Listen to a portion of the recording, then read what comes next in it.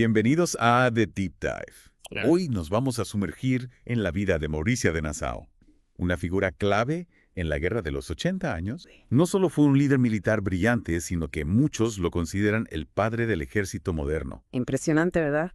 Para este Deep Dive tenemos acceso a sus diarios personales, cartas a líderes europeos Interesante. y tratados militares de la época, preparados para descubrir cómo este hombre cambió la faz de Europa. Totalmente. Lo que me parece fascinante de Mauricio de Nassau es que no solo destacó en el campo de batalla, Claro. su comprensión de la política y la religión de la época fue crucial para consolidar la República Holandesa, un auténtico hombre del Renacimiento. Empecemos por su infancia. A los 7 años, presencia el asesinato de su padre, Oh, Guillermo de Orange, líder de la resistencia contra los españoles. una tragedia. Imaginen el impacto que este hecho tuvo en él. Absolutamente. Este evento lo convierte en una figura, digamos, central de la rebelión. Sí. Su educación en Leiden, Ajá. enfocada en matemáticas, fortificaciones y estrategia militar, Wow. sin duda lo preparó para el liderazgo que asumiría más adelante. Una educación muy específica para la época. Sí, Podemos considerarlo adelantado a su tiempo en la formación de líderes. sin duda. Mauricio de Nassau comprendió que la guerra moderna Sí. requería una aproximación científica y estratégica. Ya vio. No se trataba solo de valentía, sino de logística, Ah. disciplina Ah. y una profunda comprensión del terreno y la tecnología. Y estas ideas las puso en práctica reformando el ejército holandés. Exacto. ¿Cómo lo transformó de una fuerza irregular a un ejército moderno y eficaz? Bueno, en primer lugar, introdujo un entrenamiento regular Ya. y disciplinado para las tropas, algo novedoso para la época. La coordinación entre unidades también mejoró, Sí. lo que aumentó la eficiencia en el campo de batalla. Podríamos decir que profesionalizó el ejército. Totalmente, sí. Creó un ejército permanente con soldados entrenados y disciplinados en lugar de depender de milicias y mercenarios. Interesante. Además, estandarizó el armamento y las tácticas, Ajá. haciendo que sus tropas fueran más letales y Y versátiles. en cuanto a tácticas, mencionan los documentos que revolucionó el uso combinado de mosqueteros y piqueros. ¿En qué consistía esta innovación? Bueno, antes de Mauricio, Sí. los ejércitos dependían en gran medida de formaciones densas de piqueros, Ajá. vulnerables a la artillería Ya. y a los mosqueteros enemigos. Claro. Él vio el potencial de combinar ambas unidades de forma coordinada. Es decir, que no se limitó a utilizar las armas existentes, sino que las integró de forma estratégica. Exacto, exacto. Impresionante. Los piqueros formaban una barrera defensiva Ajá. protegiendo a los mosqueteros, Ya. quienes a su vez podían disparar con mayor precisión Ajá. y causar más bajas al enemigo. Vaya. Esta táctica, conocida como el cuadrado holandés, Sí. se convirtió en un modelo para otros ejércitos europeos. Impresionante. Con razón lo llaman el padre del ejército moderno. Esta eficacia militar se tradujo en victorias, ¿verdad? Por supuesto, Claro. sus victorias en Zutphen, ¿Ah? Deventer, Ajá. Nijmegen Sí. y Gronings, entre otros, Ya. fueron claves para afianzar el control de las Provincias Unidas sobre su territorio y debilitar el dominio español. Hablando de victorias, no podemos olvidar la reconquista de Breda en 1590, Ah, sí. utilizando un barco cargado de turba Increíble. para infiltrar soldados en la ciudad. Una estrategia brillante. ¿Qué nos dice esta acción sobre su estilo de liderazgo? Bueno, Mauricio de Nassau no era solo un estratega, Acá. sino un maestro de la sorpresa y el engaño. Ajá. Esa audacia y creatividad le permitieron obtener victorias inesperadas Ah. y desmoralizar al enemigo. Claro, no solo se trata de fuerza bruta, sino de ingenio e inteligencia táctica.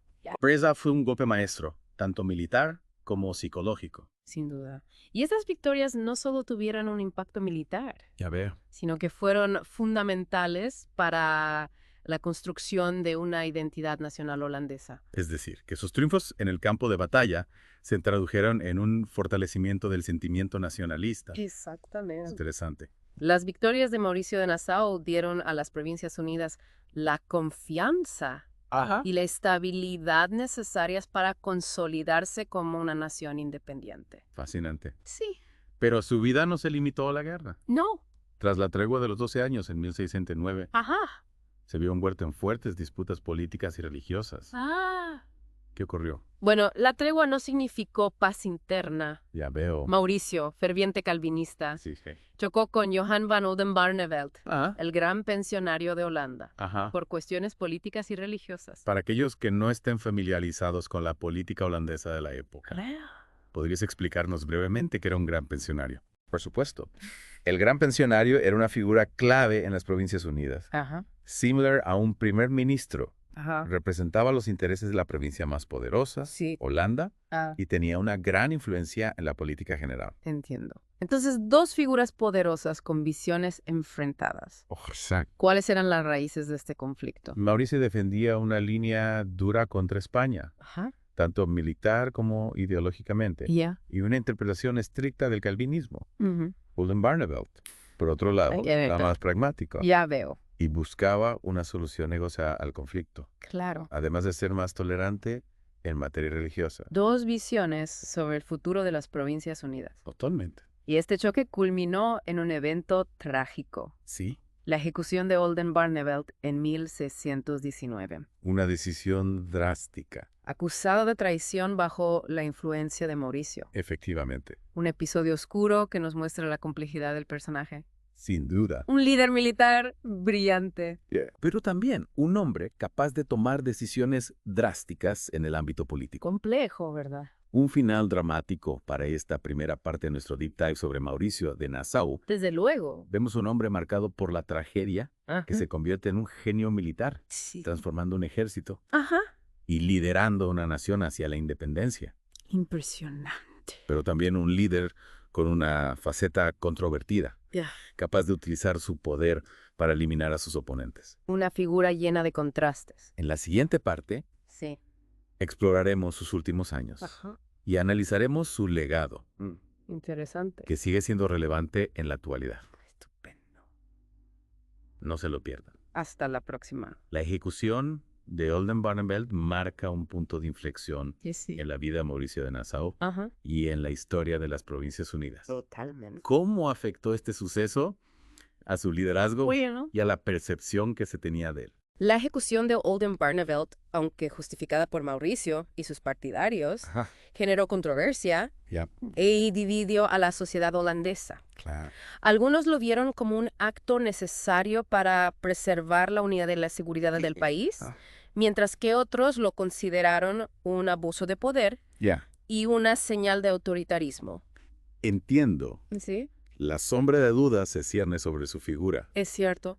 ¿Cómo impactó este clima de tensión en la reanudación de la guerra con España en 1621? Bueno, la guerra reavivó las divisiones internas. Ajá. Mauricio, a pesar de su brillante historial militar, Sí. se enfrentó a un panorama más complejo. Ajá. España, tras la tregua, Claro. había reorganizado sus fuerzas Ya veo. y contaba con líderes como Ambrosio Spinola, un estratega formidable que conocía bien las tácticas de Mauricio. Podríamos decir que Spinola era el rival perfecto para Mauricio. Sin duda, Ajá. Spinola era un adversario digno. Ya. Adaptó las tácticas españolas, Ajá. aprendiendo de los éxitos holandeses, Interesante. y presentó una resistencia mucho más organizada. Las fuentes que tenemos, Sí, cartas de soldados y estrategias de batalla, ajá. muestran que las campañas de Mauricio en esta última fase de la guerra fueron diferentes. ¿Es cierto? ¿Qué cambió? Bueno, las victorias ya no fueron tan contundentes ni frecuentes. Ya, Mauricio, acostumbrado al éxito, tuvo que adaptarse a una guerra de desgaste, con avances y retrocesos. Imagino que este cambio de ritmo debió ser frustrante para un estratega como él. Las fuentes indican que sí. Ajá. Algunos historiadores sugieren que la ejecución de Oldenbarnevelt Ajá. y las tensiones políticas afectaron a su capacidad de liderazgo. Ya. Otros apuntan a que el enemigo, España, había aprendido, Pues claro. se había adaptado. Podríamos decir que Mauricio, el genio militar, fue víctima de su propio éxito. Es una interpretación interesante. Sí. Su dominio en las primeras décadas de la guerra elevó las expectativas. Ajá. La guerra, sin embargo, claro. Es un escenario cambiante. ¿Ya? Y la genialidad de un líder también se mide en su capacidad de adaptación. Adaptarse a un enemigo que te estudia, a un panorama político complejo. Exacto. sin duda un desafío enorme. Totalmente. Y a pesar de esas dificultades, Mm. Mauricio siguió mostrando destellos de su talento militar, Es cierto. buscando soluciones innovadoras para superar los obstáculos. Sí, sí. ¿Hay algún ejemplo concreto de esa capacidad de adaptación en sus últimos años? Sí, a pesar de no obtener grandes victorias como en el pasado, Ajá. Mauricio implementó nuevas estrategias de asedio y fortificación, Mm, perfeccionó el uso de la artillería ya veo. y desarrolló sistemas defensivos más complejos. Es decir, que no se rindió. No, Siguió innovando hasta el final. exacto. ¿Cómo influyeron estas innovaciones en el desarrollo militar de la época? Su impacto fue significativo. Ajá. Las técnicas de asedio y fortificación de Mauricio fueron estudiadas Ajá. y adaptadas por otros ejércitos en Europa. Entonces, sentó las bases para la guerra de fortificaciones, Ya. que caracterizaría los conflictos del siglo XVII. Impresionante. Sí. A pesar de las dificultades, Ujú. Mauricio de Nassau seguía siendo un referente militar. Sin duda. Sus ideas y estrategias trascendieron las fronteras de las Provincias Unidas, Sí. influyendo en el desarrollo militar de toda Europa. Exacto. Y hablando de influencia, Ajá. mencionaste antes que sus victorias contribuyeron a la construcción de una identidad nacional holandesa. Claro. Podríamos decir que su figura, más allá de lo militar, Sí. tuvo un impacto social y cultural. Por supuesto. Ajá. Mauricio de Nassau se convirtió en un símbolo de la resistencia holandesa contra España. Ya veo. Su imagen se utilizó en propaganda, Ajá. retratos Ajá. y monedas, Sí. consolidando la idea de una nación independiente y poderosa. Es decir, que se convirtió en un icono, Exacto. un referente para la sociedad holandesa. Sí, y esa imagen, Ajá. aunque con matices, Claro. ha perdurado a lo largo de la historia. Mauricio de Nassau, Ajá. el genio militar, Ajá. el estratega innovador, Sí. pero también el político controvertido, Mm. sigue siendo una figura central en la memoria histórica de los Países Bajos. Hemos visto a Mauricio de Nassau como estratega militar, como líder político, Sí. incluso como un símbolo nacional. Ajá. Pero al final, ¿cuál es su verdadero legado? Bueno, ¿Cómo lo valoramos hoy en día? el legado de Mauricio de Nassau es complejo Claro. y multifacético. Ajá. No podemos reducirlo a una sola dimensión. Ya. Fue un hombre de su tiempo, Sí. con sus virtudes Ajá. y contradicciones. Claro, no podemos juzgarlo con los valores actuales, No, claro. pero sí podemos analizar su impacto en la historia Exacto. y cómo su figura ha sido interpretada a lo largo del tiempo. Totalmente. En el ámbito militar, su legado es indiscutible. Sin duda.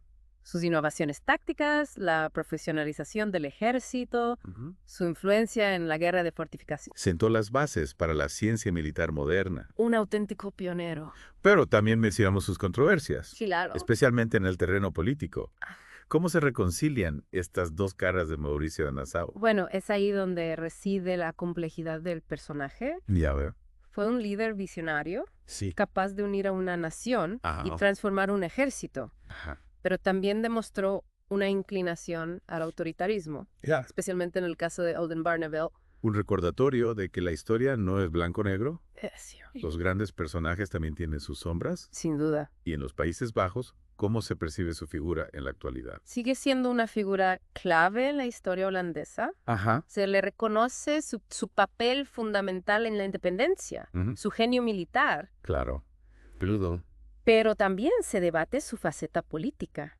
Hay museos, estatuas, calles que llevan su nombre. Es decir, que su figura sigue presente en el imaginario colectivo. Y no solo en los Países Bajos. No. Su influencia se extiende a nivel europeo e incluso mundial. Sí. Muchos historiadores militares lo consideran uno de los grandes estrategas de todos los tiempos. Sin duda. Un impacto que va más allá de las fronteras y del tiempo. Impresionante, ¿verdad? Al final, ¿qué podemos aprender de Mauricio de Nassau? Su historia nos enseña la importancia de la innovación, de la adaptación al cambio, de la visión estratégica, pero también nos recuerda que el poder, incluso en manos de personas brillantes, puede ser peligroso Ya veo. si no se ejerce con responsabilidad Ajá. y respeto por la ley.